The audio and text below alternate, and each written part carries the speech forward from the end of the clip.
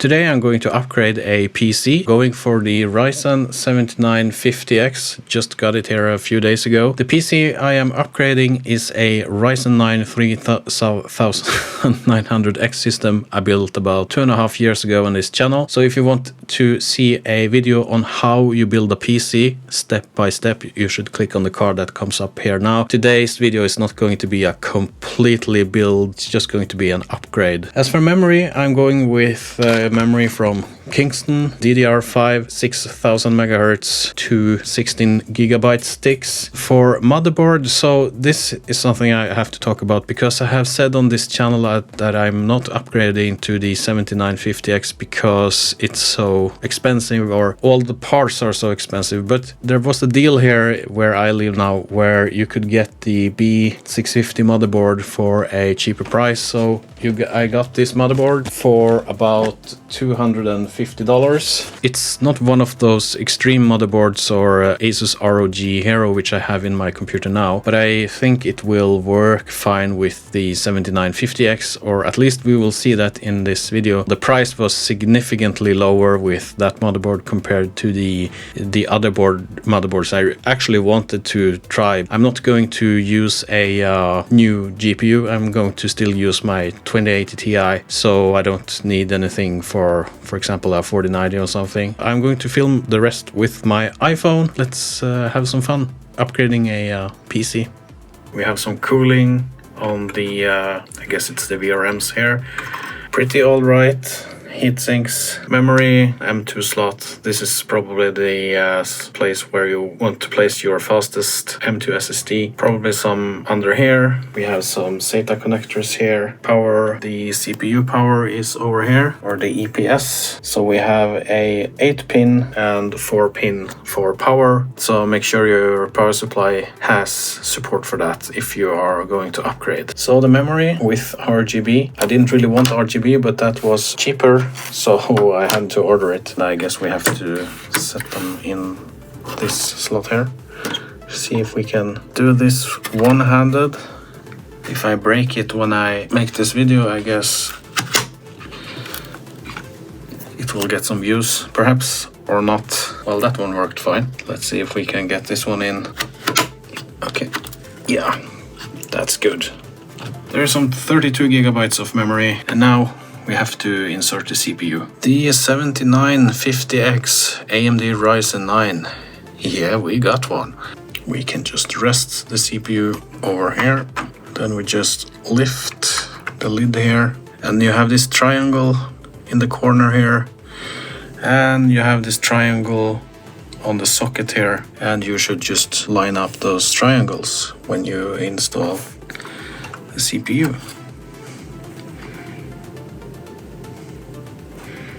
Something like this, and just don't press down, just wiggle it a little bit, like so. You see that? It should be flush around there. Wiggle it. Okay, it's there. And then you take this thing, you don't remove this, just put it down something like this, and make sure you see that thing going over that thing, and just press it down. And it pops off like so, and it should do that.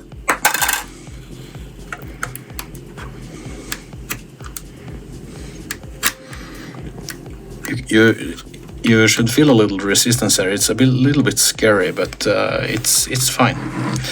You don't throw this away, you take it and you put it in your motherboard box, because this is damaged and I want to send it back to my retailer. If I don't put that cover over here, they won't accept the RMA. I have to disassemble the PC, remove the cooler, remove the motherboard, remove the SSD, and see if we can get this thing inside here and start it up and see how it works. This is the old system. This is the motherboard that's going out with the Ryzen 9 3900X CPU and some G-Skill memory, and I also removed the SSD, the Corsair one here. One thing I'm a little bit worried about is this EPS power to the CPU. As you can see here, I have actually just been running the 8-pin on my system, but I have a 4-pin there that I don't use. It's been working fine, but I think that I should try to get another cable for this power supply so that I can use the 4-pin here. On the other motherboard, it looks the same. I don't think you really have to, but to get as stable power supply as possible, you should populate all of these. This is a Fractal Define S case, I think. So as you can see on the case here and on the parts, it's a little bit dusty, so I'm going to clean that up. I'm not going to do that in the video. You can actually see here on the cooler here, we just have a layer of dust here. The fan here and the GPU, I did do some cleaning on the GPU. You can check my channel if you want to know how to repaste it.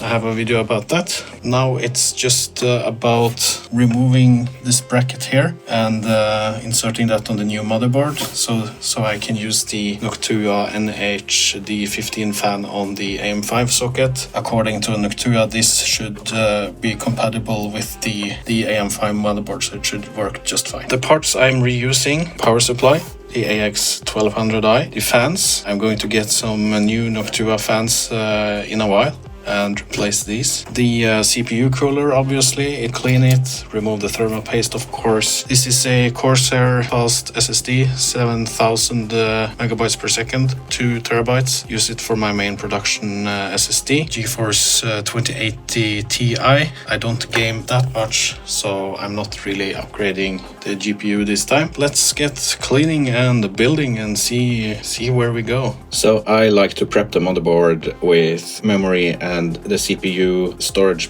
before I place it in the cabinet, so I've been doing that. I've been cleaning the CPU cooler, so it was a lot of dust in the fins here, but it looks all right now. And I've also been cleaning the fans, so they are not that dusty anymore. Should last a few more years. I cleaned the bottom of the heatsink with some IPA clean, and now we are going to put some thermal paste on the CPU and we are going to mount the cooler. But first I'm going to use this cleaning solution just to prep the surface of the CPU and the cooler. I don't think you really need it, but I just like to do it. Just a few drops there, and we'll take this cloth thing, just it will just evaporate, and we'll do the same on the surface here.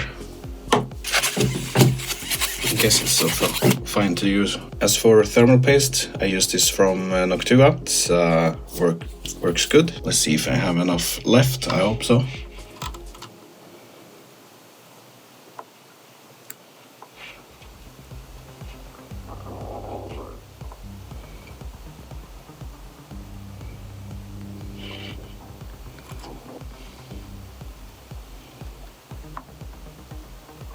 Not a perfect straight line, but it will work. And I'm also going to mount the cooler before I mount the motherboard inside the case. So wiggle it a little bit.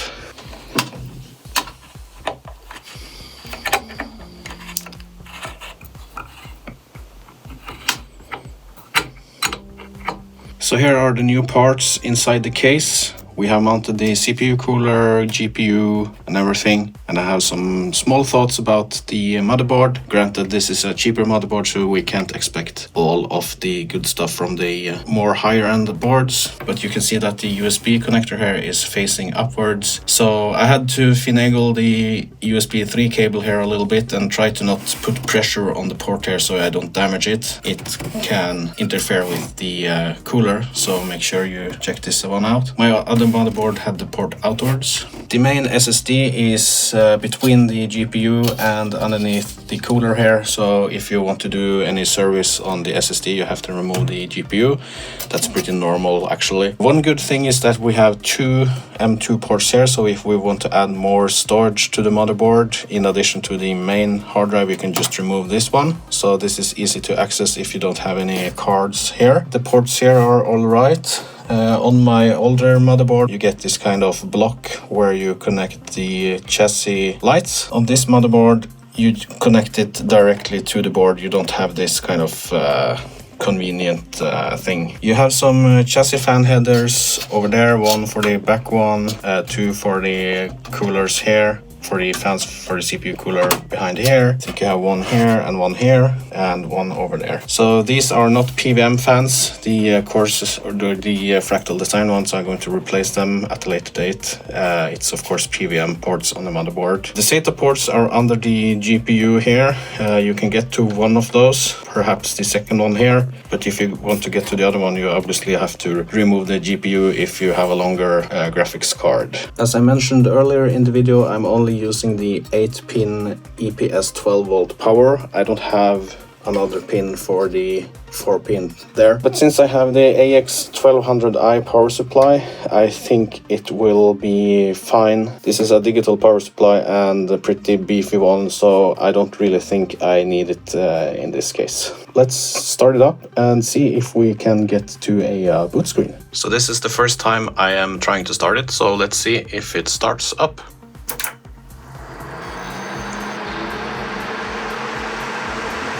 Fans are spinning. The RGB-ness is on and we have a boot screen. First time boot and it works. Ryzen 9 7950X 16-core CPU, 4.5 GHz, 32 GB of memory. It found my hard drive and it found the boot SSD, and now it's time to go into the BIOS, take a look what we have here, and get Windows installed and see if everything is working. So Windows 11 is installed and everything is up and running, and the system feels really quick and really snappy with the 7950X. It's pretty surprising comparing to my other system. I didn't think it would feel so quick. So I did run a test with Prime 95. So Prime 95 is probably, you know, it's a test that will stress test the CPU and put it through its limits. I didn't run Prime 95 for a really long time, but the temperature on the CPU quickly got up to 96 degrees Celsius, which is the thermal limit of the 7950X. The test was running great, it was stable, I didn't have any problems with the system. The power seems like it worked fine. Talking about that EPS power thing, no issues there, no sounds from the power supply or anything. And yeah, I shut it down and the temps went down to about 50 degrees and then it settles to around 47 degrees Celsius when it's on idle or when just web surfing or things like that. So I've been running CineBench on my older system and on this system just to compare them. So on the 3900X I run CineBench R23 and the multi-score on that system was 17,942. But remember, I was running a screen recording software at the same time I was running CineBench, so the score is probably a little bit lower than it could be. I also had the Precision Boost Overdrive enabled in this test, and I'm really sorry, but I actually forgot to run the single core tests on my older system here. Of course, I did run CineBench on the 7950X, and the results there are significantly higher. The results here are 37,385 when I run the CineBench without running my screen recording software, and that is nearly 20,000 more points, multi-core points, compared to my older system I used. So did I encounter any problems with the build? Well, not really, except probably one thing. When I tried updating the BIOS directly from the BIOS Easy Flash utility by selecting the file on a hard drive, it would load and verify the BIOS file. It was going to start the BIOS upgrade process, but right when it was supposed to start, the system would do kind of a hard shutdown and just show a blank screen, black screen, no progress bar, nothing. And it would stay like this for like 10 minutes, 15 minutes, and the only way I was able to update the BIOS, it was by using the USB flashback feature, and then it worked. But I was a little bit nervous there because I thought I had bricked the system by using the BIOS upgrade, so I actually had to force shut down, hold down the power button for 5 seconds and reboot.